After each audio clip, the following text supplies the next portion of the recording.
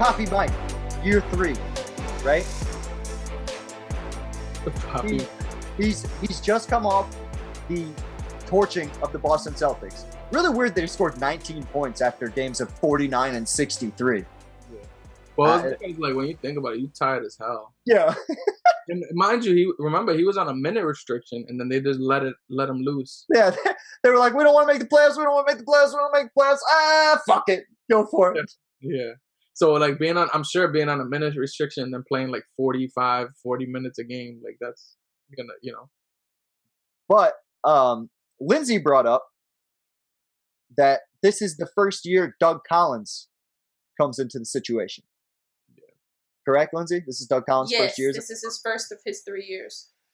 So Michael Jordan famously, right, according to The Last Dance, they're playing the Knicks, and he says, Doug Collins says they're down going in the fourth quarter, and Doug Collins starting to lose his mind. This is a guy who's notoriously been passionate about the game, wears his heart on his sleeve. He's just like one of those people, very passionate guy. Yeah. And MJ apparently leans over on him and says, "Coach, I'm not going to let you lose your first game as a coach. I'm not going to let that happen." And he proceeds to drop 50 on the Knicks in the first game of the season. 50 on 31 shots, 20 free throws against Patrick Ewing in the Knicks. Yeah. Next game, says that's not really good enough. 41, right, in the next game against Cleveland. Another win. San Antonio, 34. He goes almost a whole month where he scores less than 30 points once or twice. Yeah. He got 28 here. He only scored less than 24 times in that whole season. He scores 41. Wow, screw this 11-point game. Otherwise, he would have been on even more of a streak. Yeah. But 9 straight games of 40. Scores 40 as many times in the year as he scored 30, which I think is really interesting. That is crazy. So if you go up here to the points, between 30 and 39 points, 30 times. Between 40 and 49, 29. Yeah. That is absurd.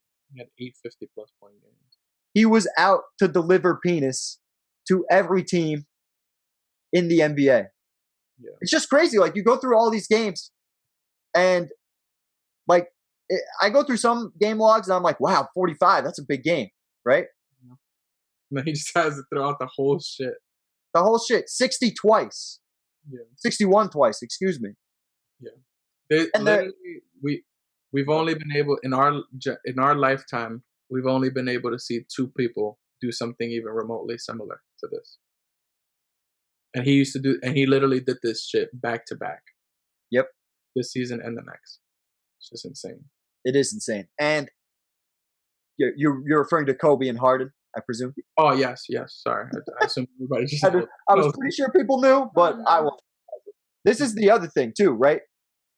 This is the year he averages a block a game, I'm pretty sure, as we go to our awards voting. Yeah. He 1.5 blocks a game. What a savage. Yeah. He is annihilating. Yeah, he isn't he like second or third in defensive player of the year? I think he's second. He's not even on the list. Tied for 8th down here.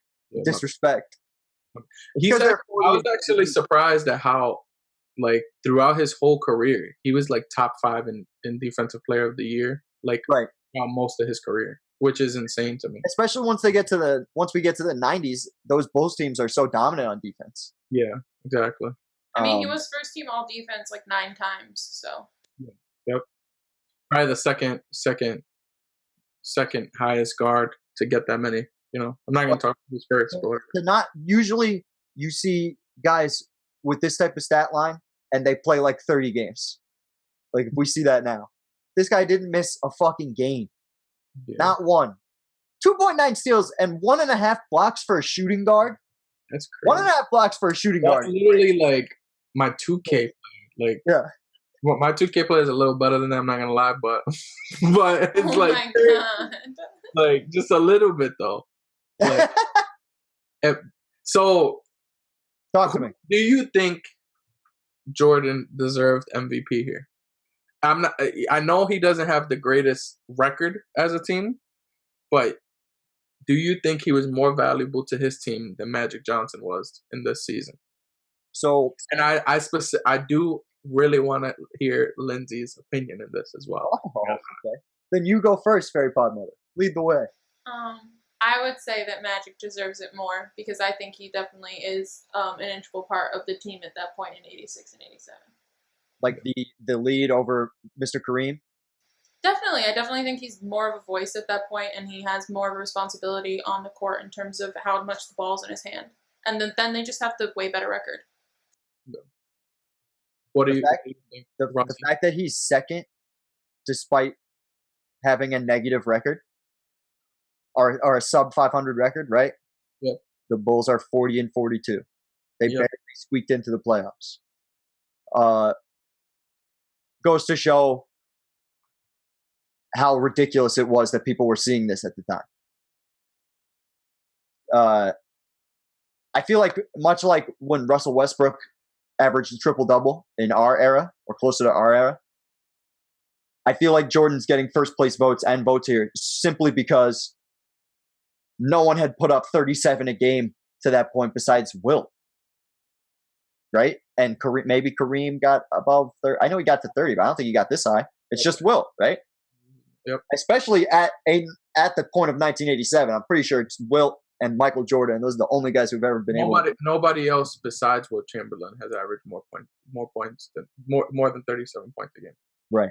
Besides Michael Jordan and Will Chamberlain. How many games do you think the Bulls would have won if you take away this 37 points a game? What do you mean? Like if he's averaging his 28? Or if he's not there? Let's say if he's averaging, let's say if he goes back to that. Let's say he goes back to 28. How many games do they win? Probably with his 30. The 30 that he normally they did for the last couple seasons. So, or sub 40 is basically what you're saying. I think they're probably the worst team. No, they were. I think they had only like 30 something wins the last two seasons. True. The Clippers are 12 and 70 here. Let me go back and look at that real quick. The Clippers are 12 and 70. I think they're doing a little bit better than the Clippers. Yeah. But probably not much better than that. Yeah, Bulls 30 and 52. Good point. Again, you could get in some playoffs with some dirty ass records. Yeah, like that's great dust. Like a 30-win team now would never even be close. No, they'd be a lottery team. Yeah, even in the East. But even 40 and 42, you're a lottery team a lot of times now. Very rarely do you have a negative record make the playoffs. No, 40 and 40. No, that's pretty normal. Oh, that's fine. Yeah, 40 and 40. I don't find that normal. I always think like the 8th seed. Every Eastern Conference team that's 8th seed has that record and goes to the playoffs. Yeah, it's usually right around that 500. Yeah. It's not specifically always under 500. I don't think. It's like I'm not trying to be. You're never gonna let me. It usually is. No, I'm not even trying to be. I'm trying to move on. I'm not even trying to do that. I'm just saying that it really is normal, like especially in the Eastern Conference. I'm just saying. Oh well, sure. I guess okay. And I mean, especially when you're looking at the West is still like that to this point, and it's going to be like that going forward. So does he deserve MVP, Russell? Hey, you got me sidetracked on that bullshit. No, I'm just kidding. I always want to know your answer. He's like, I think he should not have won MVP, and I'm kind of shocked that he's in second. Okay. Who do you think should have been second? You think Larry should? The only thing with Larry is look at Larry right there. Right behind him is who? Kevin McHale with the 25. So what do we know? Yeah, know, what do we know about these? It's just like that. You just fighting for. That's a power struggle right there. Even though where's Dominique? So Dominique's 29 a game. Yeah, and he put up way more wins. Yeah. So I would put Dominique, and I think in today's era, like if they were to redo this vote in 2020, I think Dominique would end up being over MJ in the voting for sure. Second in the East, and 30 a game almost. I don't know, but just look how many times Harden got second when he just like did an offensive flurry in the regular But they season were and he winning got 60 second in games. He MVP. always had like 50 points. They were winning 60 games. They were first or second in the conference every year. If Mhm. Michael Jordan was third, he's the MVP. Yeah, that's a fact. Like, and I wouldn't agree with that though, because so me personally, I look, because this is that year, and we talk about it in Magic's legacy breakdown. If you guys want to check our archive, his perspective. Yeah, and Deserved. but this is the year that I think, is it Pat Riley his coach at this point? Yes. Yeah, that he Pat Riley tells him, we want you to lead the offense. And is Kareem okay with that?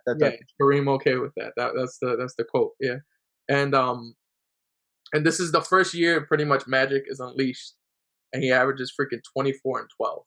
Like yeah, that. and much like the Michael Jordan being a precursor for his success, Magic was averaging 20 whatever and 15 in the last playoff run. Even though they didn't make the finals, it was starting to. This is his second MVP, right? No, I think this is the first one. No? Yeah, I was like, is it his first or second? Because he got 3 late MVPs. Yes, career, like, which literally changes his whole how he's looked at. Like, very true. He got MVP in 87, 89, and 90. This would be the first one then. So, and like we had said, we said this during LeBron's hypotheticals. A lot of people felt like, much to your point, this was Kareem's team. It's not your team. Yeah. And that's probably why Larry Bird falls underneath Michael Jordan here in the voting. He still got one first place vote, probably by Jackie McMullen or Bob Ryan out of Boston. But that's about it. But yeah, Mikhail's right behind him. Mikhail's really coming into his own. 26 points per game, 60% on post shots. Yeah, that's crazy. That's fucking tough. Yeah, 60 and 10. 26 and 10. He's averaging. That's pretty good. But Michael Jordan's 37 points per game on 48% is nothing to sneeze at either. Yeah, and averaging 5 and 5 too. With 2, and it's all over. Like it's an all around game too. Like, he's getting his 5 rebounds, 5 assists, and averaging 3 steals and almost 2 blocks. Like, that's crazy. Yeah, Doug Collins. I can see why I'm not mad that he's second. I just don't. I would not have him over Magic right now, because they're the best team in the league. 65 wins. That's what, like, I think at this point that's probably the 3rd highest win total in NBA. Something like that. It's up there. The Celtics had won more the previous year, but it's up there. Yeah, but they've had. I know there was like the Lakers in the 70s or something. Yep. 169. That Celtics team won 66. That Laker team won 65. So it's up there in NBA history in terms of wins too. So it just makes sense for Magic to definitely win MVP. And he was wilding. Yeah, he was. Magic was dirty at that point. Super nasty. But MJ carries the Bulls in the playoffs, and once again, they're not going to get out of the first round. Yeah. Right? Well, they run into the Bulls. They run into the Celtics again, right? Yep. Yeah, but this time, this time is not even close. I want to see I want to see what the Celtics have to say about Michael Jordan this time. Hold on. Get ready. Oh. Shade time? As we enter the shade. We have to enter the shade. Because we gotta look. Oh no! Put your light back on. He averaged over 35 a game. Put your light back on. That's still less than what he did in the. I know, but I thought it was gonna be like 20 a game, like down here. No, we're not about to average 41%. He got swept. We're not about to act like. And I'm in the darker now. Yeah, your shade's so much better than mine. We're not about to act like Michael Jordan isn't getting swept. He barely, in the last 3 seasons, he's only won 1 game in the playoffs. Mm-hmm. At this point in his career, he looks like James Harden. I'm being honest. And he said it. They looked at him as a guy who just won scoring titles. Yeah, but the difference between James Harden and MJ is that where James Harden would just like look terrible in these games, at least Michael Jordan is coming out and putting point production up. Like we said, and like you said in the previous year, he's putting his heart out on the sleeve. Yeah. Yep. No, I agree. I agree with you on that. I was just trying to build up a story. Like this is how they're looking at him. Like this For sure. this is where people. All right, no, no. Yeah, shit, out of the shade zone. Yeah, my shades. Yeah, because I was getting too dark there. But people want to gloss over this stuff. It's still awesome that he's averaging all these points and stuff, but you gotta acknowledge it though. Like this really happened. Yeah, and it really. I love Larry Bird, and I've said for a while that I think he would be good in 2020 because of the ability to stretch out. Granted, he's only taking 3 threes in 3 games, but my biggest thing is he's not going to be able to guard any athletic guys going into this period of time, and that shows here because Michael Jordan just stuffs the stat sheet. Do you think he looked at it as, well, if we're not going to win, I'm going to get mine? Or do you think he looked at it as this? Nah, I forgot to put my light on. Yeah, I'm not gonna lie. I think he's just ruthless in the sense where he's like, I'm gonna make this happen. Like I think he really in his head didn't look at it as he ever could lose. Like he thinks that if he can will his team to victory, which he's done. Like he has a track record of it in the past 3 years. He showed that he could push this team to at least start winning.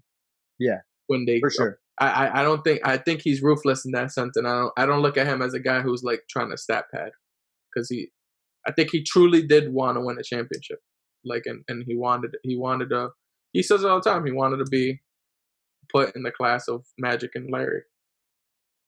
Yeah, and I feel like there's no way to get there without the championships. But I wanted to look at. But this definitely could go back to the narcissistic point. This just keeps on adding to it, though. Like in reality, like no one's giving him fault right now. Like any other superstar, especially at this point, would have gotten fault for it. You think?